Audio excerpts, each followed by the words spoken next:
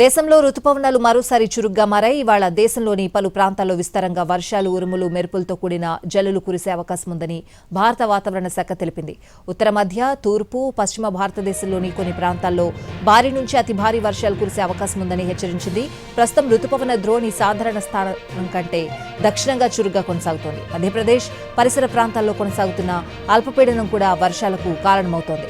మరోవైపు వాయువ్య బంగాళాఖాతంలో ఏర్పడిన ఉపరితల ఆవర్తనం ఆగస్టు 12 నాటికి అల్పపీడనంగా బలపడే అవకాశం ఉందని తెలిపింది. దీంతో తూర్పు మధ్య భారత్లో రానున్న రోజుల్లో వర్షాలు మరింత పెరిగే అవకాశం ఉంది. ఢిల్లీ, హర్యానా, చండీగఢ్, పంజాబ్లో విస్తారంగా వర్షాలు కురిసే అవకాశం ఉందని ఐఎండీ తెలిపింది. అక్కడక్కడ భారీ వర్షాలతో పాటు ఉరుములు, మెరుపులు, ఒక్కసారిగా కుండపోత వర్షాలు కురిసే అవకాశం ఉందని ఐఎండీ తెలిపింది.